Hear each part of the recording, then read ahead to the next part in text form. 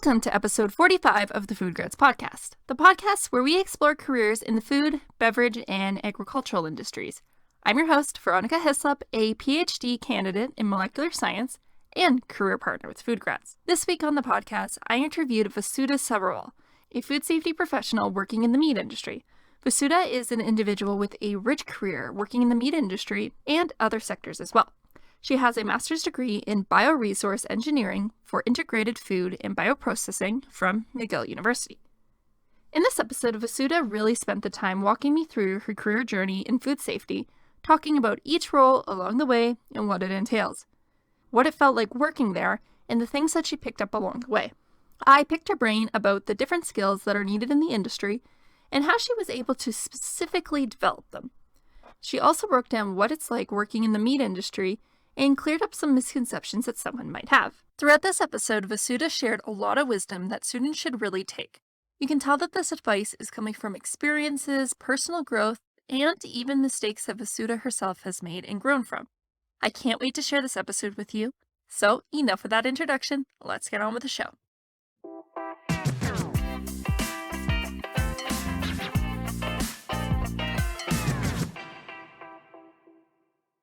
So, thank you, Vasudha, for coming on the show. I have been wanting to learn a little bit more about the industries that you've been working in with the meat industry. FoodGrads has partnered a lot with like Maple Leaf Foods and those types of things, but I haven't really talked about someone who's had that like first-hand account of it. So I'm really excited to learn more about that and just your career story of how you got to where you are today.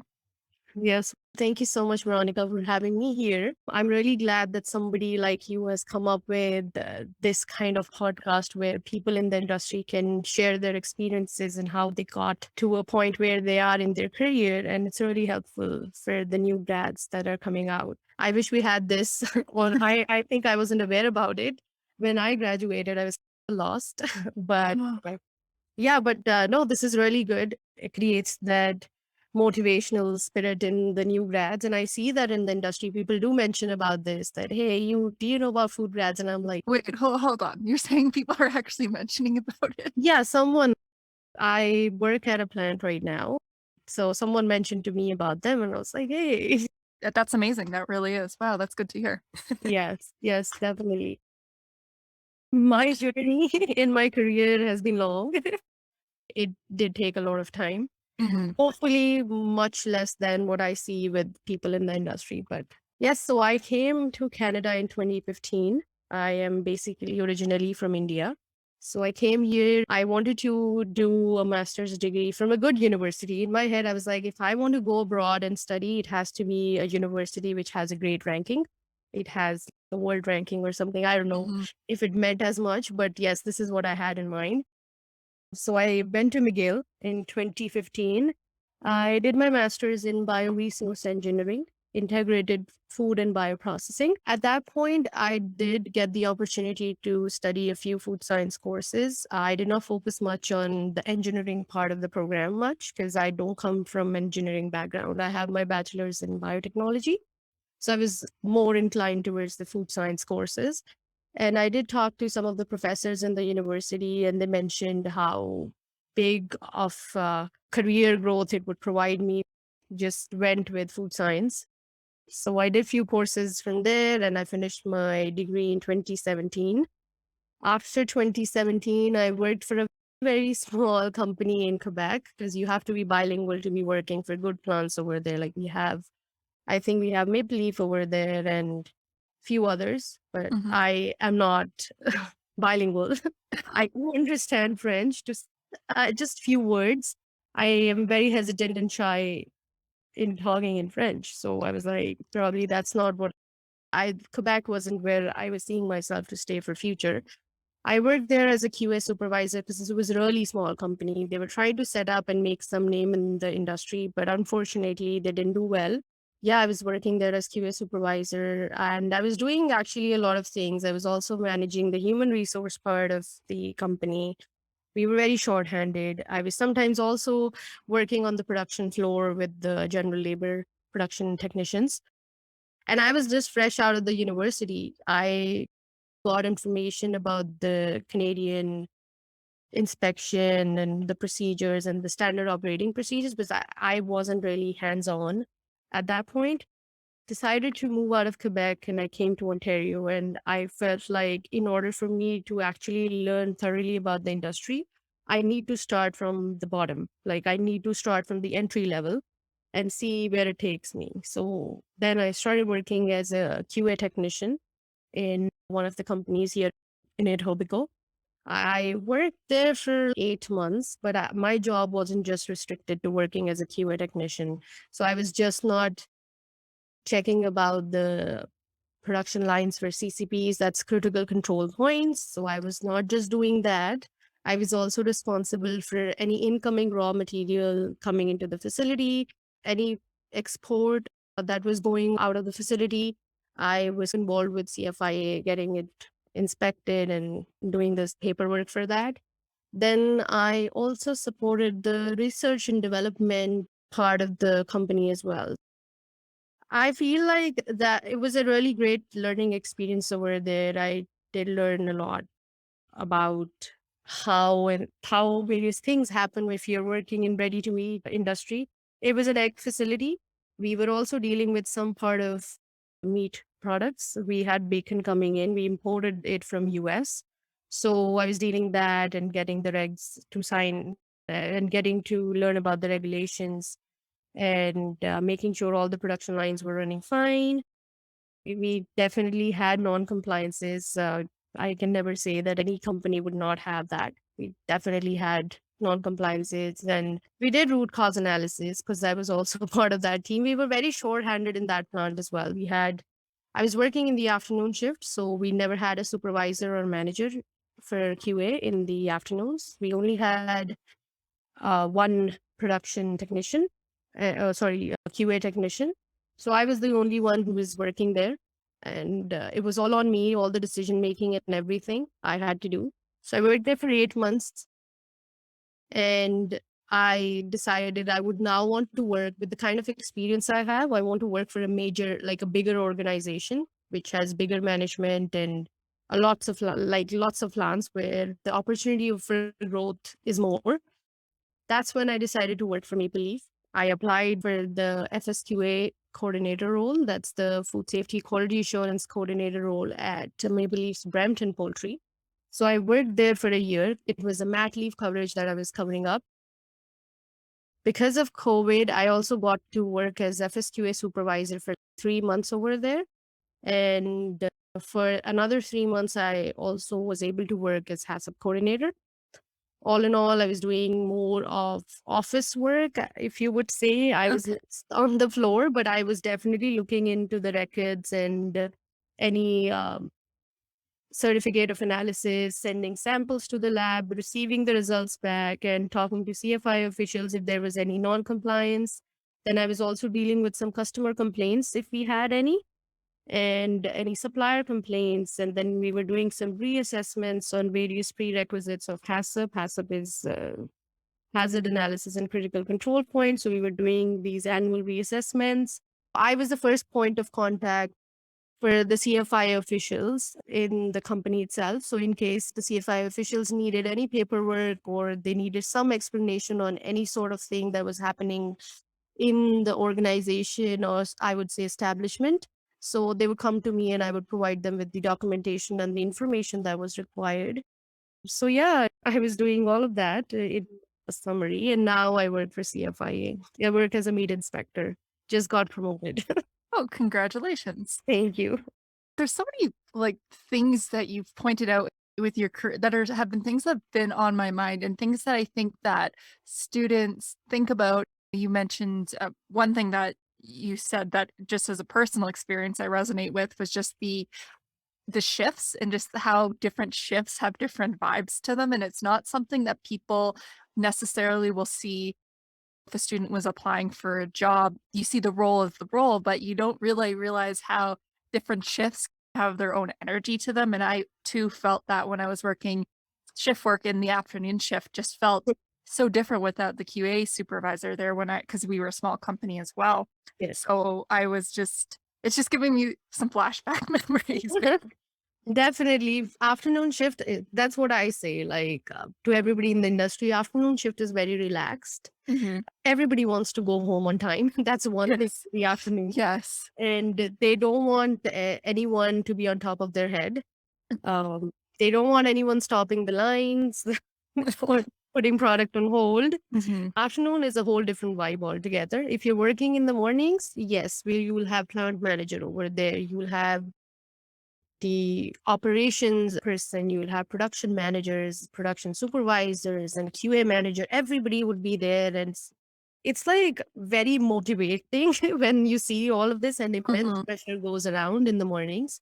A lot of work happens, I think, in the morning shift, but in the afternoon, because it's like that time of the day where half of the world I feel is coming back from work and you are going to work, Yes. it's a different ball game altogether. And once you are there, you are all by yourself. If you work for a smaller plant, if you like you said, and you have to take decisions on your own. The good, I feel like the only good part that I've seen is in some plants, if you work in the afternoons, there is a pay raise, so Yes. pay you a little more. So it always, I would want to suggest this to anyone who's going to be like recently graduating or is in the industry or is looking for the job. If your schedule allows you, work for the afternoon, because then that is going to give you a lot more experience in decision making. You'll be all by yourself and you would have to apply the knowledge that you have about the industry. Maybe it is like a theoretical knowledge of the book or of the courses that you took, but you will be able to use that and take decisions on your own. But don't forget, you will always have some sort of help. Even if the supervisor is not there, you can call them, and it's more money. No, and it's good you point out as well. It's not like you're direct, and again, this is for might be for smaller plants, but it's not like you're on your own. And if something like there's less food safety like standards or that, like they're the same level, but you have a little more leeway to make decisions because you unless something really serious is going down, you don't want to call your supervisor at 1 o'clock in the morning Yeah. asking them about this little thing. You would make a note to them, let them know for the next day. But I felt that I was the same way. Like I really got to really hands-on work with the production supervisor and kind of work with them because there's less people to talk to. Yes, yes. You build good relations with, I feel I've always worked, I've worked few morning shifts as well, but I always preferred afternoon. And you build more relations with the afternoon management if you're working in the afternoon than in the morning. Because mornings you have to send side exports, imports is happening. All of that is happening and it's a chaos. Mhm. It's a structured chaos, is what I would Yes. say. So in the afternoon, all of this is not happening. The only thing is the product is getting out of the facility. It is being shipped to different plants. That's the only thing that's happening, and the production is happening on its own. Other than that, you are okay. Mhm. So you can always rely on the production supervisors. That's one thing I wanted to point out here. I've seen this, some QA technicians feel that they can't approach the production supervisors in terms of any quality issues. You definitely can. A production supervisor is trained for any quality issues that might arise. They know what kind of product should be leaving out of the facility. Everybody is trained on looking for food safety and quality. So you should definitely feel confident to get in touch with a production supervisor. So just one of those things as well. That's true. And it's also good to have those connections with the supervisors because many times they are people who have worked at the company for a long time and they know the products in and out. And there's nothing wrong with, in fact, you should. It would be a good encouragement and it helps give you that confidence and it builds that being able to work as a team as well. So, Definitely. And sometimes you don't understand the machinery as much as the production supervisor would. It's always better to talk to them in case something's happening. I'll give you an example. I was working at Maple Leaf and we had some issue with grease falling onto the chickens. So I did not know where it was coming from. I was looking everywhere and I couldn't find any grease flakes or anything dripping anywhere from anywhere. And that's when I went to a production supervisor and I was like, hey, you know what? CFI has been complaining about this. What's going on? Where is it coming from? And we looked and looked, and then he told me that it's coming from the air chill line. Like, how would I know? I hardly went to that part of the facility. So he knew about it. And that's when we were able to ward off a corrective action report that CFI was possibly going to give us.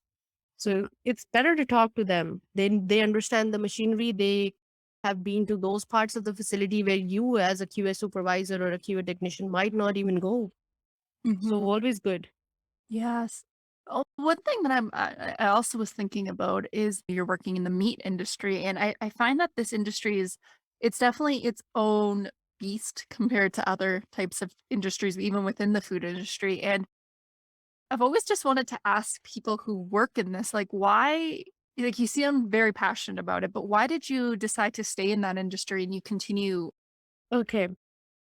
So I was, as I mentioned, I was working for an egg processing facility. After that, when I was looking for jobs to switch, I did come across Maple Leaf and I thought, okay, it's a good management and I should try. Because when decided to start my career in food, I did not develop this mindset that, hey, if ever I get to work in sector, I would not work. I was always like, if I get an opportunity, I'm going to take it, regardless. I was approached by Maple Leaf, started interviewing, and they did give me a plant tour. So that's very important. I see that a lot of meat companies do give this plant tour so that they give you an idea of what kind of environment would be working in. I hear a lot about, oh, it smells, it stinks, and this, so it's gross. But fortunately, when I started working at Maple Leaf, I was a coordinator and I never had to go to that part of the facility. I was going more on the packaging side. It doesn't smell there at all. Nothing, absolutely nothing. And even if you pass by the plant, unless you know what they're doing inside, you wouldn't figure out that, okay, it's a meat plant. It does not smell. That's one misconception that people have about the industry. It only smells where the animals are received. Beyond that, it's all clean. So that was one thing when I saw, I was really shocked. And the very good thing that I felt about the plant was that it was very neat. I did not see any like blood on the walls and blood everywhere and people walking around in blood-stained clothes. No, that you might see in some YouTube videos, it does not happen in the plant itself. So that was one thing. And another thing is the management was really nice.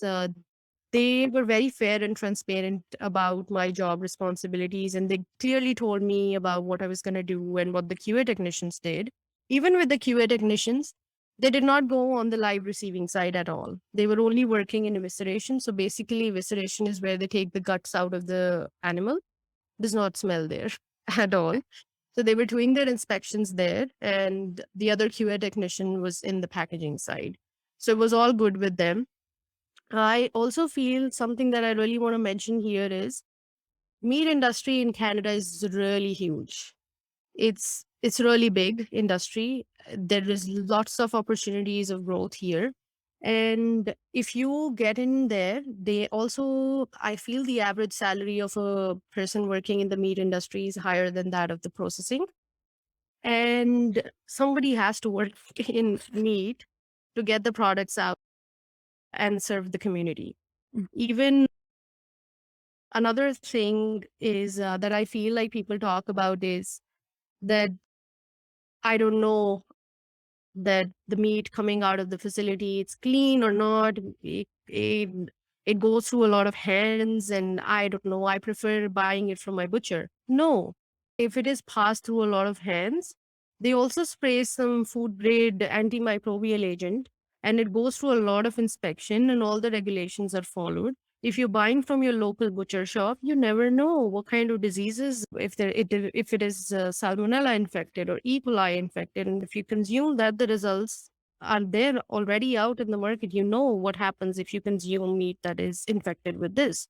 So if you're buying meat products from industries like these, you can trust it because nothing goes out of the plant unless it is tested and the results are received, and that's when it gets shipped out. Another thing I feel about the meat industry is it's very outcome based. So everything now is on the operator itself. I think even in Maple Leaf and where I'm working now, I don't see a QA technician touching a piece of meat itself. Like, I don't see them touching hearts and tongues and livers and all of that. No, you just visually inspect it. It's the job of the production technicians to look at and maybe cut lymph nodes and make sure that the kidneys are fully popped out. None QA, I haven't seen any QA technician touching any piece of meat or getting drained in blood. No, it does not happen. It's all misconception and myths that the meat industry sees, and it's a very evolving industry. If you have experience working in the meat industry, I would suggest apply for government jobs as well. You will get a chance to possibly work at port of entries where you can work with import and export. Very nice job. And you can stay away from the plant. And if you love animals, then I guess work for the meat industry. We need people here. So please.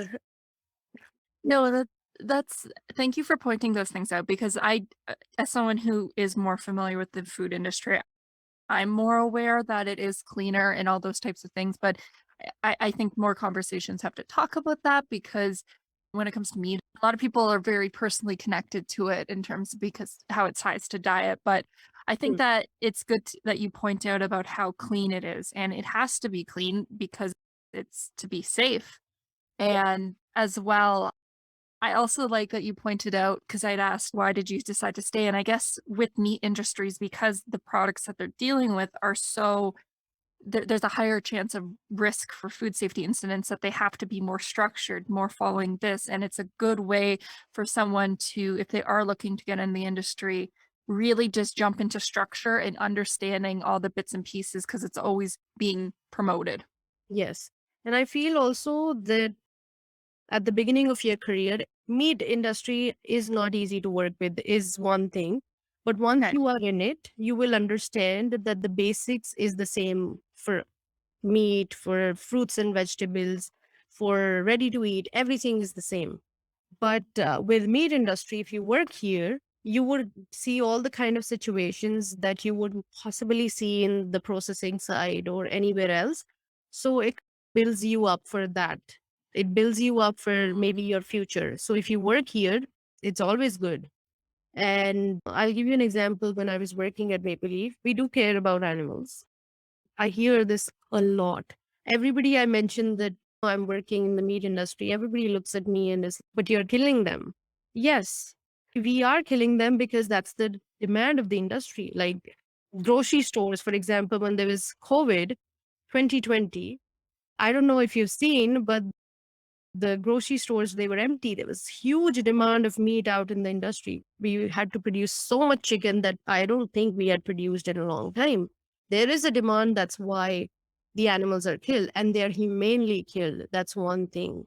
So they are not just shot or made to bleed right there when they come in. They are made unconscious so that they don't release those stress hormones and they don't see what's coming next. Once they're unconscious, that's when they are actually struck with the knife and made to Yeah. bleed. But yeah, I hear that a lot. And they're like, hey, you're killing animals, but you are eating them. That's why. If you Yeah. want a good piece of steak on your table, like a cow has to be killed. Yeah. Oh, Yes. And from my understanding, I've heard from Maple Leaf Foods, like they do have individuals who their job is to make sure that everything is being done humanely and that type of thing. yes, yes, definitely. Because then CFI is going to come to you and be like, what's going on with you? And you might have to suffer some consequences if they're not humanely killed in front of like there are inspectors regulate. If Mhm. that's not happening, then you might have to face some consequences at the federal level and it taken very seriously. No, Yes. I'm just thinking it's again, it's solidifying in my mind that there's also outside inspections checking on the companies Yes. just to make sure as well. So yeah, no, it's good to know these types of things. And we were touching upon like new graduates, and I was almost curious to know if you don't mind me asking, when if you were to look back on early in your career, did you do anything that you look back now and say, like, you wish you did differently or anything like that? Yes. I feel back then, When I just graduated, I was just lost, as I mentioned earlier. I feel like at that point, I did not have support. I did not have these connections with the peers to help me guide through and get into the industry. I did not know at that point that references definitely played a great role back then to get into the industry. If you have good references, you work with good people, it's really important to have that. I did not know that. Other than that, I feel like nobody told me at that point that if you just graduate, that's enough. You have to keep learning and growing. Hmm. And just do some certifications. I did not know I had to be HACCP certified or it's going to benefit me in any way when I just graduated. So I did it when I worked for Maple Leaf. That's when I got my HACCP certification because when I was in the industry, that's when I was told that HACCP is important. Get a certification for safe quality foods, SQF, because you have to face these audits. You have to sit in the audit sometime. There's a BRC audit. I did not know about this. I had learned about it in school that companies have audits. So for that to understand, to prepare for the audit and to sit in the audit and present them papers and answer the questions of the auditor, you need to know about these certifications. I did not know back then. So I had to do them all when I was employed with Maple Leaf. I did my internal audit certification. I did my SQF and HACCP. I was going to do the GFSI, but I didn't get a chance. But keep improving. The world doesn't end when you just graduate. You have to keep exploring other things. You have to keep learning. And everything is just changing rapidly in the industry. Back, I remember 2019, SFCR, Safe Food for Canadian Regulations and Act, it came out. Everybody was lost at that point. So go through that. It is very well detailed document. It will provide you information on each and every industry that you might be interested in working in. Get some information that will help you about cracking interviews. And that's something nobody told me. And I wish I had done that differently. I wish when I graduated, or while I was going to graduate, I did these certifications so that when I was going for interviews, it would have helped me stand out. That's one thing I feel like I was lacking at that point, and something that I feel like I would have done differently. And I would also suggest the recent graduates, when you start working and possibly it's your first job, it's okay to say no. Don't take the workload of your peers. And I say it to everyone that I come across and all these graduates that I come across. You are getting paid for your own job. If you want to learn, yes, it's good. Go talk to your supervisor and tell them that, hey, I'm interested in learning about this, but don't take somebody else's workload. Don't take that responsibility unless you're fully and thoroughly trained on that. And that's the kind of mistake I did once.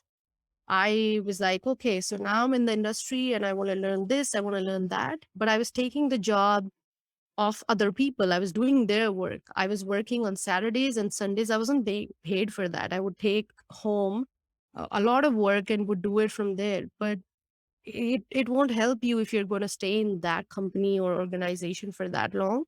It I would rather suggest be focused more on your work. If you want to take any initiative, talk to your supervisors and manager.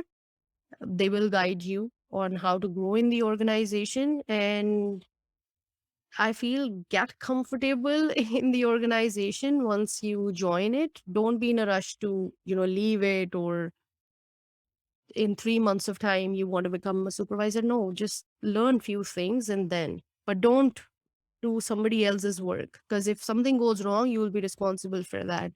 So don't do that unless you are thoroughly trained. But yes, do express this to your supervisors or manager if you want to learn about few things. If you want to to get some certifications, talk to them openly. They'll help you. People are really nice in the industry. You can trust them.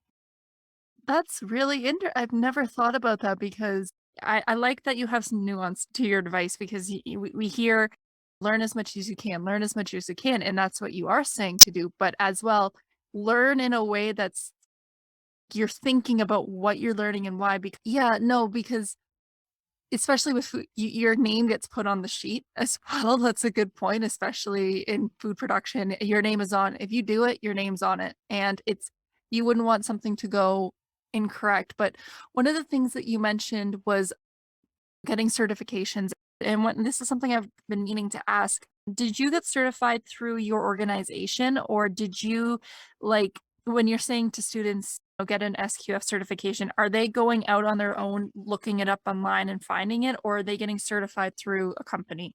It's actually both ways. For the Okay. HACCP, I did it myself. Okay. Because I think at that point with Maple Leaf, we did not have any slots open for HACCP training. So I was like, might as well, I'll just get trained by myself. And then I showed my certification to my manager. But SQF, Maple Leaf trained me on that. And for the internal audit, yes, they trained me. That's another thing. If you're working for a bigger organization, they'll do anything to train you. So you can trust on them. Other than that, if you go online, you'll see a lot of certifications.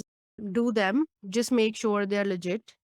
Check, research thoroughly, and then just do one of those because it is going to help you further in the interview process and getting into a nicer job. That's a good idea. And that's something, unfortunately, you do have to pay for. But as a student, Yes. if they really do want to stand out, if they can be like, I'm SQS certified out of the gate, like that would really be enticing for employers. Yes. And I think, and I'm sure everybody would be aware that if your resume comes to any company, they just have 5 to 6 seconds to go through that, and you need to stand out. Mhm. That's not coming from me. That's coming from an HR friend. She Okay. said we just look at the resume for 5 to 6 seconds. If you clearly mention in your resume that you have these trainings and certifications, boom, you will be called for the interview. Okay. Oh, it's good to know straight from the source. I'll shift my question to more. So, Yeah. one of the things that you said on your LinkedIn profile is that you are an adept multitasker. Yeah. What does that even mean? And how do you hone that skill? Let's do that because that's a really important skill when it comes to QA, especially. Yes, I feel as a QA, you have to keep all your senses. I always say a QA technician has four sets of eyes. You have to be looking at forward, and you have to look what's going on behind, and all your senses of smell, taste, everything should be open. So when I was working at Global Egg, and I was the only QA technician in the afternoon shift, we had 5 production lines running, and I used to start my shift at 2. So in that time frame, like if I have 5 production lines to go through, I have to conduct my CCP checks. I have to take samples, send the samples to the lab, and also check the weight of the product, check the temperature of the product, pass the product to the X-ray machine, to the metal detector, and see all our controls are in place. And I was the only one doing it. So I had to make sure that I was doing that. And if there was any shipment that was coming back, I had to look at that. There were products that had to be shipped out and that required my signature. So I had to look at that. If there was any incoming raw material, I had to look at that. Then on Fridays, we had some checks that would come in from one of our facilities in Elmira, and it had to be pasteurized. I had to sign it, I had to swab it and sign it to be sent to the production floor, making sure it was salmonella free, had to sample it, send it to the lab, all of that. And if one person is doing all of that, you will develop the multitasking skills by yourself, even if you don't want to. There were days when I was like literally dying on the floor, but it keeps you going. Something happens, and again, it gives you that kind of spirit to work everywhere. And I always say that everything doesn't go smooth in a plant. Something or the other is always falling apart.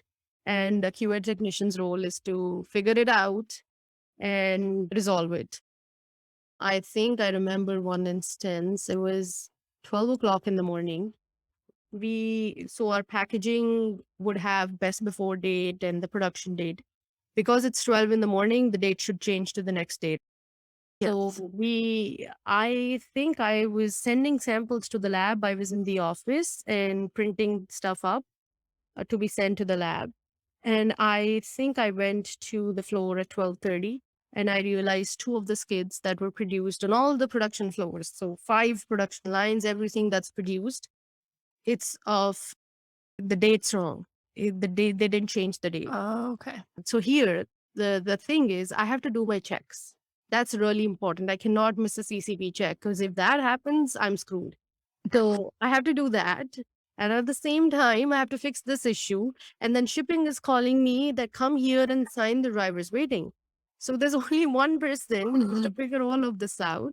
So you have to prioritize when this happens. The priority is call the production supervisor, tell him that, hey, this is wrong, or production lead hand. So one thing, if there's no production supervisor, you'll have a lead hand, which is possibly one of the production technicians. In a smaller plant, it's actually a production technician, just a group leader or something. Tell him, hey, fix the issue about the boxes, the printing error. Tell him, take the product, make new boxes and print it again. Go to shipping, sign that document first because the guy's waiting for maybe an hour or so now. Do that, then do your CCP checks. Don't forget, don't miss them.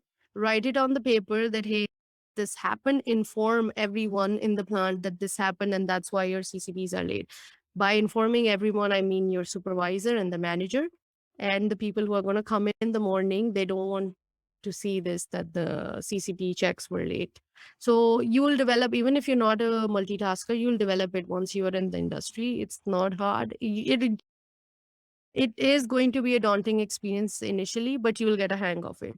2 months, it is what it takes. So yeah. No, again, as you say that, flashbacks to when I was working in QA and I swear, like the same things are happening. Like I've had those situations where, and I think that is also something to bring up, that it also develops your ability to almost delegate, because you start to, even though you're not a supervisor, you do get a little bit of that taste of capacity to do it, because when you're in that situation, you're at a point where you're like, I need you to do this, please. Like, Yeah. do this now. You need to, like, it's the only way for you to get through that, like, multitude of things at one time. Exactly. You just have to, yeah, please is a good word. Yes. You have to say that because nobody's going to listen to you otherwise. And everybody is working there. Nobody comes to work to not do the job. Mhm. They want to do it nicely and correctly. So if you feel like somebody's not understanding why you are trying to do what you're trying to do, explain it to them. What would it take? 2 minutes? Explain it to them, they'll understand because they also don't want to for example, they don't want to produce 10 boxes and then being told that, hey, you have to rework them. No, they'll fix it. Just explain it to them that this is the issue and could you please fix it? Please, you have to say that. Yeah, and it's true, and it's especially in production, if something gets messed up, it doesn't just go away, like, you have to go back and fix it, like, it will come back to you at some point in some capacity. Yes. Yes. Mhm. You can take the losses. If you have to throw the product out, that's loss for the company and you don't want that. Production does not want that to happen. Just figure it out at the earliest possible and production would definitely be happy to assist you only if you give them a proper reasoning of why you're doing what you do. Mhm. See, we are coming down to the end of our podcast episode, and I usually ask my guests at this point, like, what piece of advice that would you give to a student? And I feel like you've already answered it. I'm trying to work in my head where I want this conversation to go with the last little bit. No, I think I do have advice at Okay, this point. let's do it. Okay. Yeah, whosoever's listening, I'm sorry guys, I cannot tell you very clear details about CFIA, but I would always suggest go to gcjobs.ca and always look for any government positions. I'll tell you, Veronica, when I started working in the industry, I was under the impression that you cannot apply for government jobs until you have worked for a certain number of years in the industry, and that's when you can apply for government jobs. That's not true. Mhm. And one of the CFI inspectors himself told me to apply. And I'm really thankful to that guy even today. I am still in touch with that person, but I'm really thankful that somebody actually suggested to apply. And there is this myth going around in the industry that you cannot apply. So if you see some jobs online right now, there are so many jobs. If you are working as a lab technician or if you're interested, there are so many jobs for that. Various positions are open. If you have experience working as a microbiological technician, then there's that position. If you are a veterinarian, you have that opportunity. So always keep looking for opportunities on Indeed as well as GC jobs, because they have all the list of government jobs. Government job is good to work with. That's what my parents told. I don't know how. I think they also work in the government back home, so they always suggested. So I would also suggest always set up a goal. If let's say you want to work for Nestle, for example, set up a goal how to reach there. Get in touch with anybody who works there. Everybody in the industry would love to help you. Reach out to as many people as you can. Ask them if they would know of any opportunities. Look out for opportunities on Indeed. On LinkedIn is something, there's something that I felt that the opportunities come later on LinkedIn than they come on Indeed. So you can just apply on Indeed the first thing. Don't apply on Saturdays. Always apply on Sunday nights. Because Okay. Monday mornings when the plant's open and the HR is there, your job application would be at the top. So yeah, that's something that I No, thought. those are really, thank you for sharing that. I think government is definitely something that even I admit, like, it wasn't even until recently, within the past few months, that I even consider I'm not that I'm considering to go into government, but I even had it on the radar because we think of government as politics working and that type, but there's more to our government than just that. And these government roles need people who are from all walks of life in order to, at least in the food industry, keep it safe. So it's really and also just that little tidbit about just apply when you apply, because we don't think about these other little alternate factors that do sadly do play a role in how our resume gets perceived. Yes, and don't exceed your resume for more than 2 pages. If it is a 3 page, nobody's going to look at it. Mm, And just 2 pages, 1 page or 2 page maximum, and be consistent. If you're mentioning about one job in 5 points, the other job has to also have 5 points. Don't I see that somebody sent their resume out to me like a year ago. Something that I noticed was everybody wants a job. That's true. But how much effort are you putting in your resume also counts. If your resume has formatting issues, the font's not correct, spacing's not correct, you're not going to land into your dream job even if you have tons of experience. If you cannot fix a resume, I don't think a company would trust you in fixing the anything that goes wrong or for any job role. So please make sure your resume speaks out for who you are and what you would possibly do. If there are any issues, you can get somebody to proofread it as well and help you fix that. So please take some time to fix your resume if you haven't.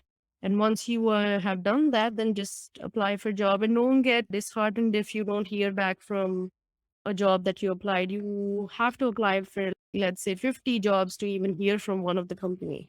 So that's just one another thing. mm.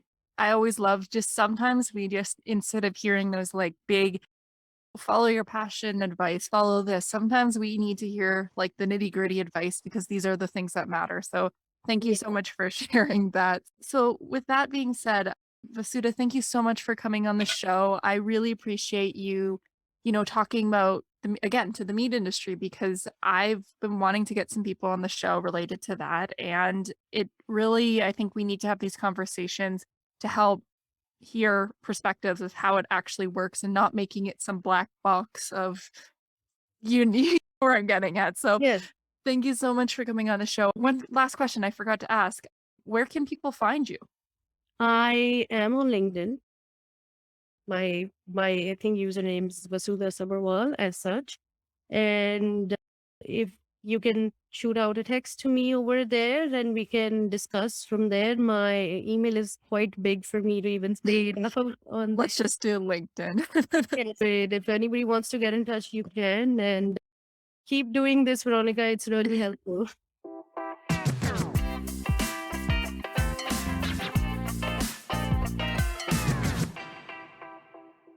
That was episode 45 of the FoodGrads Podcast. All the notes to this podcast can be found on the FoodGrads blog or by clicking on the Student and Grads tab on the homepage. There you can find any notes to past or future episodes. Do you know anyone you would like me to interview on the show? Perhaps yourself, or maybe there's a specific career path you would like me to explore? Then reach out and let me know. You can email me at veronica@foodgrads.com or any of the FoodGrads social media channels. Hope to hear from you. Well, that was a fun episode learning about Vasudha's career journey. I really felt that Vasudha is passionate about what she does, and it does really seem like she has reflected a lot on what she has done and has really taken those experiences and learned and grown and really pushed her career forward with it. And it was personally fun reminiscing about my past working in quality assurance and doing shift work. It's something that I forget myself about how different shifts have different feelings to it and how important it is to consider the time that you work in terms of your career. If you have ever worked in the restaurant industry, you would know that there are different feelings to different times of the day when it comes to working, and just take it into consideration. Not to mention, there is many opportunities that are available for afternoon and night shifts in the food industry. So don't limit yourself, especially when you're a new graduate, because taking on these different shifts can really push you forward and just force you to grow at a faster rate than you ever thought was possible. So just consider that in your next steps. Anyways, that's it for this week's episode. Thank you everyone so much for listening, and I will see you next time.